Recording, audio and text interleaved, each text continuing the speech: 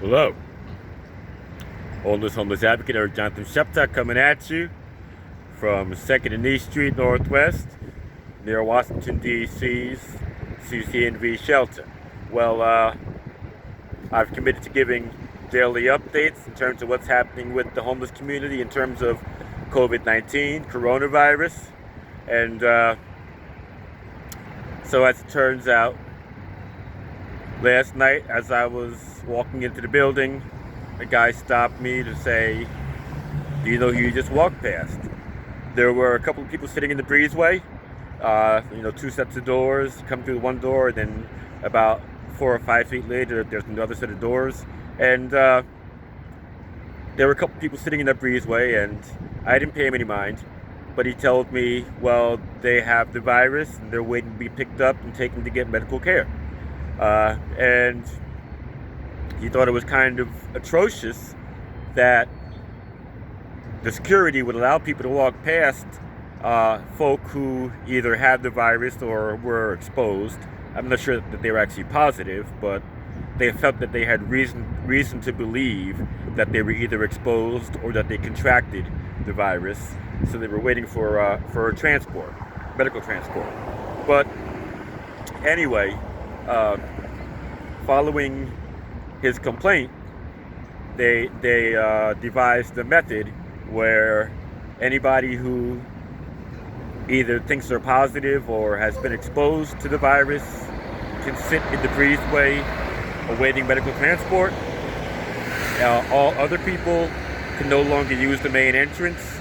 Right next to the main entrance is a separate entrance for wheelchairs with access to the wheelchair ramp. And so we've had to use the wheelchair entrance and not go past the people that either might be positive or might have been exposed. So that's a good thing. They're separating those who might have the virus from those who don't think they do. But also yesterday, a new DC rule went into effect.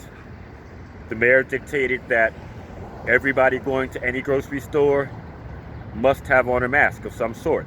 It can be a bandana, a handkerchief, it can be an actual surgical mask. And so that went into effect yesterday, and I didn't have a handkerchief because I don't use them. I didn't have a surgical mask, and I tried to go to Walmart and they wouldn't let me in. And then I tried to go to a certain drugstore, they wouldn't let me in. And then I went to another drugstore and they let me in. And I bought my food and drink that I went there to buy. While there, I asked them, do you sell masks? They said, yes, we do sell them, but we don't have any in stock right now. So today, I thought about a store that I've been to 2 or 3 times in the past. I don't go there frequently. It's a small family-owned convenience store here in DC, and I vaguely recall seeing handkerchiefs there. So I went by there today, and sure enough, I was right. They had them. And I asked about masks, and they had them. And the guy told me the masks sell for $2.50 a piece. Just simple surgical masks. So I got 2 masks, 2 handkerchiefs, and a cap, not the one I have on. And he charged me $10, for everything. So I think he actually went down on the price a little bit when he saw that I was buying other items. But a Facebook friend asked me a few days ago, where my mask was as I was reporting out here in front of CCNV. And I can proudly say I got the mask here, it's folded up, and I got a hanky that I just bought this morning. But not everybody has enough money to do what I did this morning. The homeless, the poor, a lot of times don't have the resources that I have. So they may have a harder time finding something that serves as a mask. Sure, they could take an old shirt, tear it up, and wrap their face with it. But anyway, I guess where there's a will, there's a way. But I do want to point out that the homeless have less options in terms of getting masks than other people have. And so that is something to bear in mind. So if you're paying attention and following my updates, you may know that a week or so ago, I posted about some other homeless needs. I think I did it on a Facebook Live, not on a YouTube video.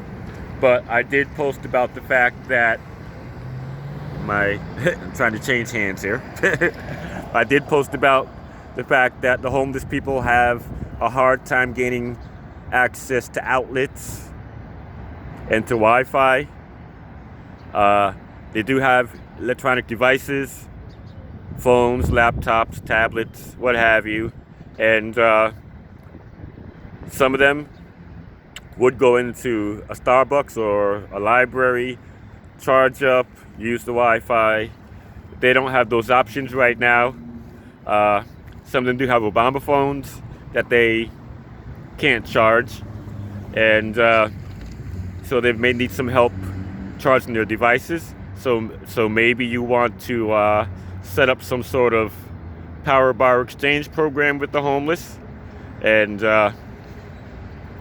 you can charge the bar at home or at work, and then bring it back to the homeless person and get the empty charge bar. Maybe you want to help them with extension cords and go into friendly businesses and rent the cord out. I'm not sure too many folk would do that, but it's worth a try. But now we also have the need for surgical masks or bandanas, handkerchiefs. So the homeless can go in and spend what little money they have shopping, getting a midnight snack, and I'm sure that the list will continue to grow as various needs of the homeless are brought to my attention. But I will also say this, that the company I work for is providing porta potties for at least 6 homeless tent cities in DC. Another company is providing hand wash stations. My company actually has them, but for some reason they weren't ordered from us. But there are things being done for DC's homeless community in light of the coronavirus. And I'll also say this, that last night I saw 2 people sitting in the breezeway awaiting medical transport. And I do know that they sat there for at least 2 hours. I was in and out during those 2 hours, and I saw them sitting there continuously. So it took at least 2 hours for the transport to come. This morning, it's more of the same. I saw 2 more people sitting in the breezeway awaiting transport, and I know that they were there for at least 2 hours.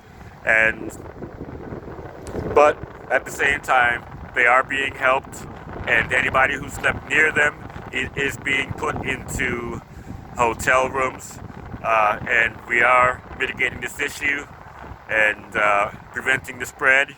So it's all good. All right, thank you.